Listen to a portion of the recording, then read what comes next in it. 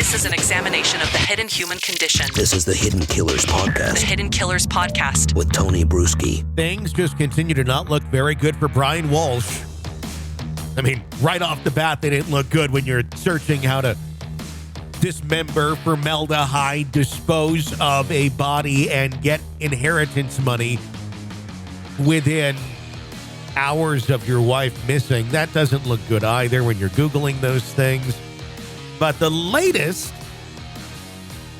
is that a bone fragment was found on the Hacksaw, discarded by Brian Walshe. Of course, we're talking about Ana Walshe, the missing mother, and his wife, who went missing on New Year's Day. No body has ever been recovered, but he has been charged with her murder. Investigators found a bone fragment on a hacksaw allegedly discarded by accused killer Brian Walshe after he supposedly killed and dismembered his wife, Ana. The discovery of the bone fragment, along with other evidence such as Ana's belongings and traces of her blood and DNA, has bolstered the prosecution's case against him, who he has pled not guilty to multiple charges, including first-degree murder. Of course he has. As this case continues to unfold, the bone fragment may hold the key to uncovering the truth behind Ana's disappearance. In this chilling case, if you're just joining us, 47-year-old Brian Walshe stands accused of murdering and dismembering his wife, Ana, on New Year's Day. Like I said, he's pled not guilty. He's charged with first-degree murder, misleading police, obstruction of justice, and improper conveyance of a human body. Ana's body has not yet been found. Investigators have uncovered evidence pointing to Brian's involvement in the murder, including that bone fragment on the hacksaw, discarded in a dumpster near Ana's mother's home in Massachusetts. Additional items? Again, it just keeps getting more and more damning. In the dumpster include Ana's COVID-19 vaccination card, Volkswagen keys, pieces of her clothing, and jewelry she was known to wear. Surveillance footage captured Brian buying cleaning supplies and disposing of a trash bag in a dumpster shortly after Ana's alleged murder. Court documents reveal that Ana, a mother of three, was having an affair with an unidentified man for several months. At the time of her death, Ana was the family's sole breadwinner, working in real estate in Washington, D.C., while Bryan remained in Massachusetts with her three sons, awaiting sentence for a fraud conviction.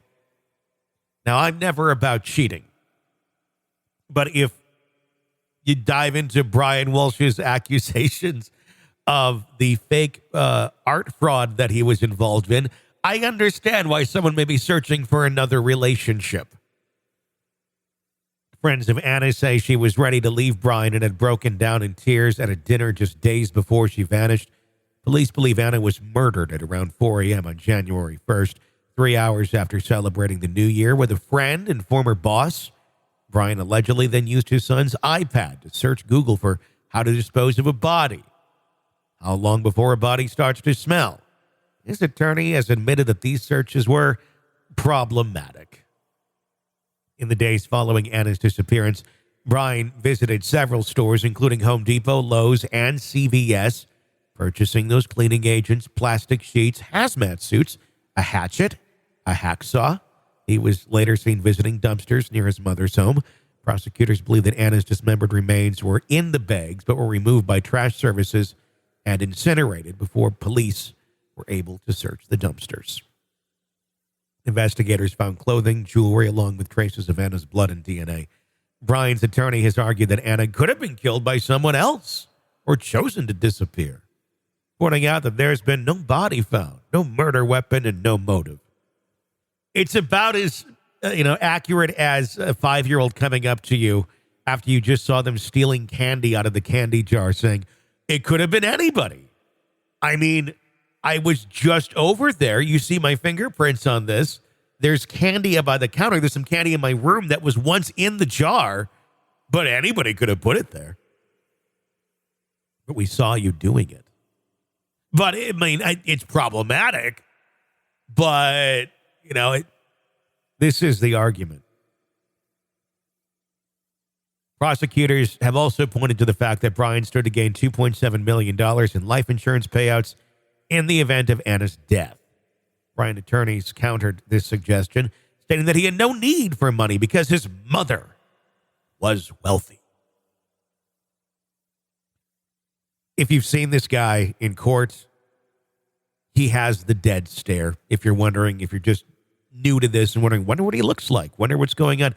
He's got that look, that dead stare, those eyes that just seem to have no soul when they look around, almost like a frantic animal with rabies. That's how I look at it. He really kind of has that look. Have you ever seen like an animal with rabies? Like a rabid raccoon or something? They're kind of like looking around like they're not really there. Or if you've watched The Walking Dead, kind of has that look going on too. The fun continues in August as he's scheduled to return to court. And of course, we'll have all the coverage for you right here. This is an examination of the hidden human condition. This is the Hidden Killers The Podcast Hidden Killers Podcast. with Tony Bruschi. Such a twisted story. Be sure to press subscribe so you don't miss any of our coverage on this one as it continues to develop. I'm Tony Bruschi. Stay with us.